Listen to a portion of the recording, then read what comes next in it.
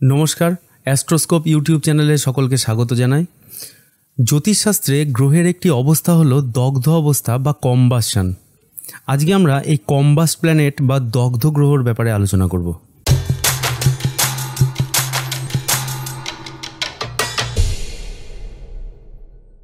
সূর্যের চারিদিকে প্রতিনিয়ত ঘুরতে ঘুরতে কোনো গ্রহ যদি সূর্যের কাছাকাছি চলে আসে, তখন সূর্যের অত্যধিক তাপ ও আলোর প্রভাবে সেই গ্রহটি নিজের সত্তাকে প্রকাশ করতে পারে না।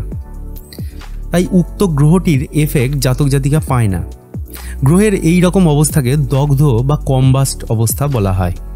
তাহলে কি করে বুঝবেন যে কোনো গ্রহ দগ্ধ আছে নাকি আপনার চার্টে? কি করে বুঝবেন? জন্মকুণ্ডলিতে খেয়াল করলে দেখতে পাবেন যে বিভিন্ন গ্রহের পাশে, অবশ্যই তার সূর্যের কাছাকাছি হতে হবে বা রবির কাছাকাছি হতে হবে, সেই গ্রহের নামের পাশে সি বা স্টার বা হ্যাশ এরকম চিহ্ন থাকতে পারে। এবার জেনারেলি এটা স্টার বা সি দিয়ে দেখানো হয়, আর হ্যাশট্যাগটা দেখানো হয় রেট্রোগ্রেশনের জন্য। কিন্তু তবুও কিছু কিছু সফটওয়্যার আছে বা কিছু কিছু জায়গা আছে যেখানে আমরা হ্যাশট্যাগেও পাই কম্বাসনের জন্যে। যেমন আপনারা এই চার্টে দেখছেন যে আমি দুটো চার্ট কিন্তু আলাদা আলাদা, দুটোর সাথে মানে ম্যাচ করালে চলবে না। বাঁ দিকেরটাতে আমরা দেখতে পাচ্ছি যে মঙ্গলের পাশে সি লেখা আছে, তার মানে মঙ্গল হচ্ছে কম্বাস্ট। আবার দেখুন বুধের পাশে লেখা আছে আর, এই আর মানে বোঝানো হয়েছে বকরি। বকরি গ্রহের ব্যাপারে আমরা অন্য কোনো দিন আলোচনা করব, আজকে আমরা কম্বাসনের ব্যাপারে আলোচনা করব। তো এবার ডান দিকের চার্টে দেখুন রবির খুব কাছাকাছি বসে রয়েছে শুক্র, যার পাশেও লেখা আছে সি। আর তার নিচে আছে দেখুন বুধ, তার নিচে মানে বুধের পাশেও লেখা আছে সি। সি মানে এখানে কম্বাস্ট। রবির খুব কাছাকাছি থাকার জন্য এই দুটো প্ল্যানেটের নামের পাশে সি আছে। বাকি কিন্তু অন্যান্য গ্রহগুলোর রবি থেকে অনেকটা দূরে থাকায় কম্বাসন তাদের হয়নি। হ্যাঁ, এটা ঠিক যে দগ্ধ গ্রহ খারাপ ফল প্রদান করে বা এই গ্রহটিকে অশুভ হিসাবে ধরা হয়, কিন্তু এই দগ্ধ গ্রহের এক দারুণ ভালো এফেক্টও আছে, যা আমরা ধীরে ধীরে আলোচনা করব।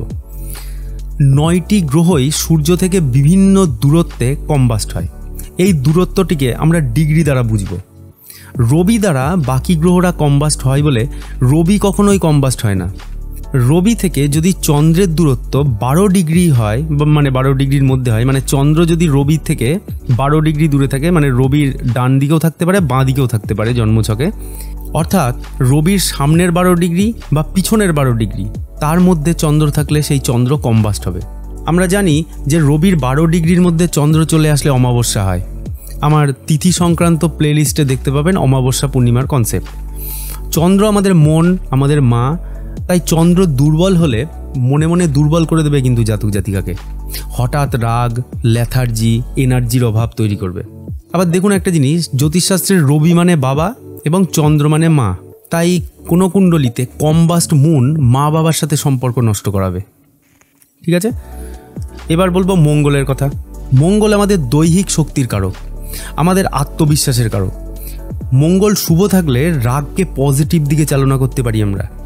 আর এই মঙ্গলই যদি রবির 17 ডিগ্রির মধ্যে চলে আসে বা বকরি অবস্থায় যদি 8 ডিগ্রির মধ্যে চলে আসে, তবে মঙ্গল দগ্ধ হয়ে যায়। আত্মবিশ্বাসের খামতি হয়, তাড়াতাড়ি রাগ হয়ে যায়, সাহসের অভাব হয়, নিজের ওপর নিয়ন্ত্রণ হারানো ইত্যাদি দেখা যায় জাতক জাতিকাদের মধ্যে। দগ্ধ বৃহস্পতি পড়াশোনায় কনসেন্ট্রেশন নষ্ট করে, অর্থ সঞ্চয়ে বাধা, পজিটিভ চিন্তা না করতে পারা, সঠিক শিক্ষা গ্রহণ না করার মতো সমস্যায় ভোগেন জাতক জাতিকারা। আর এটা তখনই ঘটে যখন বৃহস্পতি সরল বা বকরি যে গতিতেই থাকুক না কেন রবির 11 ডিগ্রির মধ্যে চলে আসে। এবার আসি শনির কথায়। প্রধান কর্মকারক গ্রহ হলো শনি। যদি রবির 16 ডিগ্রির মধ্যে সরল বা বক্র যেভাবেই চলে আসুক না কেন, হয়ে যাবে কম্বাস্ট। এটিতে কিন্তু খুব একটা ভালো যোগ তৈরি হয় না, বরং একটু বাজে যোগই তৈরি হয়।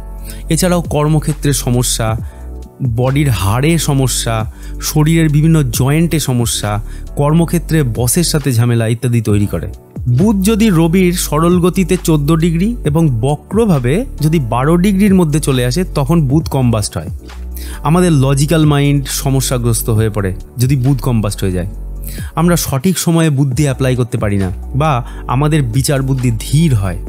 এখন ব্যাপার হলো, বুধ যদি কম্বাস্টই হয়ে যাবে, তাহলে রবির সাথে বুধাদিত্য যোগ কীভাবে করতে পারে? বুধের দগ্ধতা নিয়ে রয়েছে কিন্তু নানামুনির নানা মত। অনেকের মতে বুধ দগ্ধ হয় না। তারা লজিক এভাবে দেন যে বুধ হলো রবির সবচেয়ে কাছের গ্রহ। শুধু তাই নয়, একবার নিজের অক্ষের চারিদিকে পূর্ণ আবর্তন করতে বুধের সময় লাগে পৃথিবীর 59 দিনের সমান, অর্থাৎ 59 × 24 1416 ঘন্টা। আমাদের লাগে 24 ঘন্টা। বুধের নিজের অক্ষের ওপর একবার পাক খেতে সময় লাগে 1416 ঘন্টা পৃথিবীর ঘন্টা হিসাবে। অর্থাৎ বোঝাই যাচ্ছে যে বুধের একটা দিক প্রচণ্ড ঠান্ডা এবং একটা দিক প্রচণ্ড গরম থাকে সবসময়। আবার অনেকে বলেন যে বুধ যেহেতু ইন্টারনাল প্ল্যানেট, অর্থাৎ পৃথিবী ও সূর্যের মাঝে থাকে, তাই বুধ যদি সরল গতিতে থাকে তাহলে কম্বাস্ট হয়। বুধ যদি কারোর কুণ্ডলিতে বক্রি হয়ে থাকে তাহলে রবির যত কাছেই থাকুক না কেন সে কম্বাস্ট হয় না। এটা কনসেপ্ট বললাম আমি। শুক্র ও রবির মাঝের দূরত্ব যদি 10 ডিগ্রি বা তার কম হয় তাহলে রবি শুক্রের গুণাগুণ নষ্ট করে। আবার শুক্র যদি বক্রি হয় এবং 4 ডিগ্রির মধ্যে থাকে তাহলে বক্রি অবস্থায় রবির কাছে চলে গেলে তাহলেও কম্বাস্ট হয়। শুক্র প্রধানত সম্পর্ক, প্রেম ইত্যাদির কারক।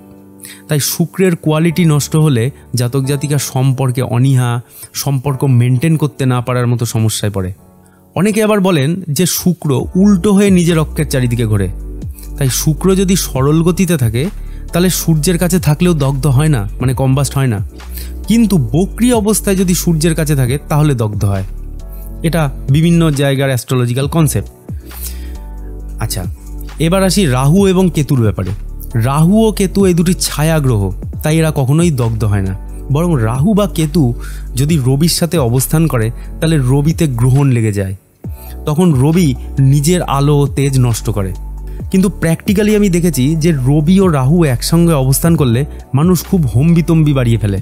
যেমন হঠাৎ করে কাউকে দেখে বললো কে রে তুই, বা আমাকে চিনিস আমি কে, এরকম টাইপের মেন্টালিটি বা এরকম টাইপের অ্যাটিটিউড তৈরি করে। তাহলে আমরা তো বুঝলাম যে দগ্ধ গ্রহ মানে খারাপ।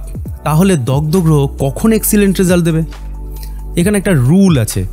রুলটা হলো কেন্দ্রপতি যদি নৈসর্গিক শুভ গ্রহ হয় তাহলে সেই গ্রহ কেন্দ্র অধিপতি দোষযুক্ত হয়ে পড়ে ও অশুভ ফল দেয়। আর কেন্দ্র অধিপতি যদি অশুভ গ্রহ হয় তাহলে শুভ ফল দেয়। এখানে ব্যাপারটাকে আমরা একটু ভালো করে বুঝি যে বৃশ্চিক এখানে লগ্ন, বৃশ্চিক লগ্নের সপ্তম ঘর হলো বৃষ, যার অধিপতি শুক্র, যা হলো নৈসর্গিক শুভ গ্রহ। তাই বৃশ্চিক লগ্নের জন্য শুক্র কেন্দ্র অধিপতি দোষযুক্ত হওয়ার জন্য অশুভ। কিন্তু যদি এই শুক্র অশুভ হয়ে যায় তাহলে কেন্দ্র অধিপতি দোষ মুক্ত হবে, যার ফলে শুক্রের শুভ গুণ জাতক জাতিকারা পাবে। এখানেই চলে আসে শুক্রের দগ্ধতা। উক্ত কুণ্ডলিতে যদি শুক্র রবি দ্বারা দগ্ধ হয়ে যায় তাহলে অশুভ কেন্দ্র অধিপতি শুভ ফল প্রদায়ী হবে। আর এখানেই আমরা দগ্ধ গ্রহের শুভ রেজাল্ট পেতে পারি। এখানে বৃশ্চিক লগ্ন, বৃশ্চিক লগ্নের 7th হাউস মানে একটা কেন্দ্র ঘর, যার অধিপতি শুক্র। সেই শুক্র কেন্দ্র অধিপতি দোষযুক্ত, যে কারণে শুক্র ব্যাড রেজাল্ট দেবে। কিন্তু এই শুক্র যদি দগ্ধ হয়ে যায় তাহলে এ শুভ ফল দেওয়া শুরু করবে। আচ্ছা, এখানে একটা কনসেপ্ট আছে যে রবি শুক্র একসাথে থাকলে দারিদ্র যোগ সৃষ্টি করতে পারে। এই দারিদ্র যোগের ব্যাপারে আমি এখনো কিছু বলছি না, আমি জাস্ট এখানে কম্বাসনের গুড এফেক্টটা বললাম, ঠিক আছে? আবার উল্টো দিকে এই জিনিসটাও হতে পারে যে কেন্দ্র অধিপতি অশুভ গ্রহ, যেমন কর্কট লগ্নের সপ্তম মকরের অধিপতি হলো শনিদেব, খুব ভালো ফল প্রদায়ী। কিন্তু এই শনি যদি আবার দগ্ধ হয়ে যায় তাহলে কর্কট লগ্নের সমস্যার অন্ত থাকবে না, শনির অশুভ প্রভাব দেখা দেবে তখন। কম্বাস্ট বা দগ্ধ গ্রহের ব্যাপারে আমরা খারাপ ভালো দুরকম ফলই আলোচনা করলাম। যদি কোনো গ্রহ দগ্ধ হয় এবং অশুভ ফল দেয় তাহলে উক্ত গ্রহটি যে ঘরের অধিপতি সেই ঘর সম্পর্কিত অশুভ ফল দেবে। লগ্নপতি যদি দগ্ধ হয়ে যায় তাহলে বিভিন্ন হেলথ ইস্যু, শরীরের কর্মক্ষমতা হ্রাস ও শরীরের অবনতি দেখা দেবে। ঠিক আছে, আজ এই পর্যন্তই। নেক্সট ভিডিওতে আমরা অন্য কিছু নিয়ে আলোচনা করব। Thanks for watching and keep supporting.